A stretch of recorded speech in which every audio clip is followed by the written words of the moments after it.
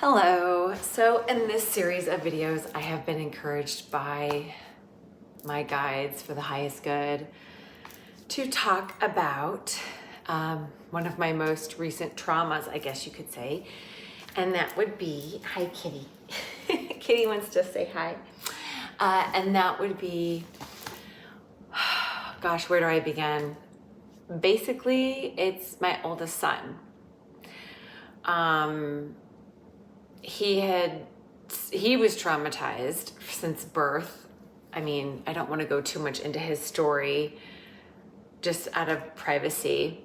But we had challenges with labor, with delivery, with birth, with sleeping. He didn't sleep till he was 7 years old. People don't believe me when I say that, but I'm like, no, it's true. He has spiritual gifts as well. He was seeing things. His third eye was wide open. And it was a really difficult thing to navigate for a very long time. But then when COVID happened, he started expressing things like OCD things, excessive hand washing, wearing the same clothing every day, like went to this perfectionism. And we can label it with all the disorders, right? We can do all the things, ADD, ODD, OCD, and et cetera, et cetera. But anyone who has a child, any parent who has a child that is so angry that they attack them or abuse them, I guess this would be for you. We recently moved out of state, and that was kind of like the last straw that he just was like, F it. And he is just, it's gotten better, thank God. But I think having to deal with him attacking us every morning, every afternoon, basically now he's on medication, which is helpful, but it's been a long road, and it's a lot less now. But as a parent, you have to separate.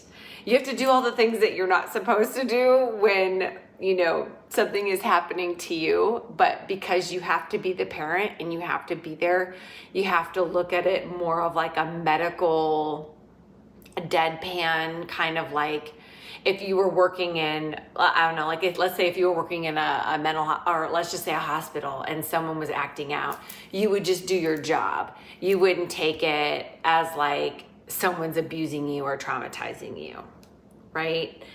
And that's kind of how what I mean by you have to separate. You have to really step out of yourself. You have to dig really deep, and you have to just look at it like, this is not my child. Like they're being hijacked by something else or someone else, or by their emotions, whatever's happening. And you have to really step out of it to be able to handle it. And I will tell anyone who is dealing with a kid, an angry kid, like for us, we moved and it ruined his life, and we've been paying for it ever since. I feel like, well, actually, I firmly believe the reason that I know jujitsu is to be able to deal with this. So if you have a child that is physically violent, taking martial arts, specifically jujitsu, will be extremely beneficial for you. Little did I know, I thought I loved martial arts because of all the things, and which I do. I was a dancer, and it felt natural. The movement felt natural to me, and I thought I was working through a lot of anger and a lot of trauma, and which I was. And it's still, a thing. But and I love, like, as an adult, you don't really get to compete, and it's like this spirit of competition, and this, like, it ticks so many boxes. It's good for, my brain liked using it in that way, my body liked moving in that way, and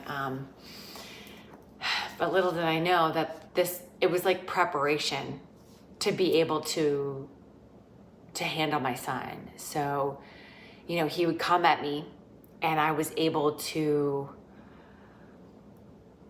divert him and hold, and basically you just hold him, not in like a choking where they could fall asleep, but in a position where they can't hurt you anymore or they can't hurt themselves. And I would just sit there and hold him until he calmed down. And so if you have a child that is, attacking you or coming at you violently, doesn't matter how small they are, eventually they're going to get bigger and they're going to get stronger. And you need to be prepared for that. And yeah, it was really hard for me to get over like, oh my God, my child hates me this much. My child is attacking me. My child is this unhappy that they're so angry that they want to hurt me. And it just triggered me on so many levels. So because of how I grew up in a violent home with violence, with, all these things. So I highly recommend you getting your own therapy, you getting your own, I want to say ducks in a row. I don't want to be mean and be like, get your shit together, but you really have to be on it because you can't be having a moment and you don't want to like freeze your tears and you don't want to like bypass yourself in any kind of way.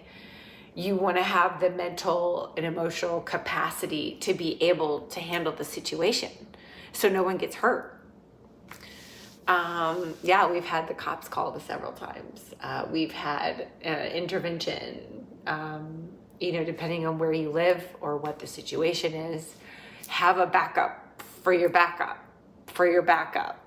Like have a plan of like, what do we do in this situation?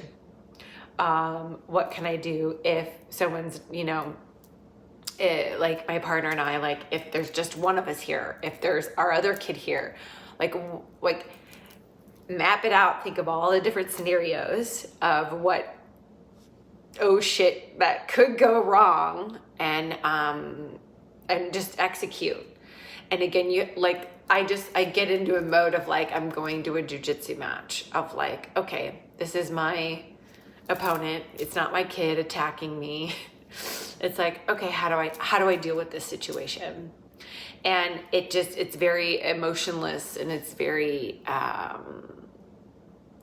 don't want to say professional. It's very like stoic and again, not that you're repressing or, bypassing or freezing yourself in any kind of way because, trust me, there are many times I have to pause myself, deal with the situation, and then later when everyone's calm, I'm in the bathroom crying my eyes out and doing what I need to do to not repress, right?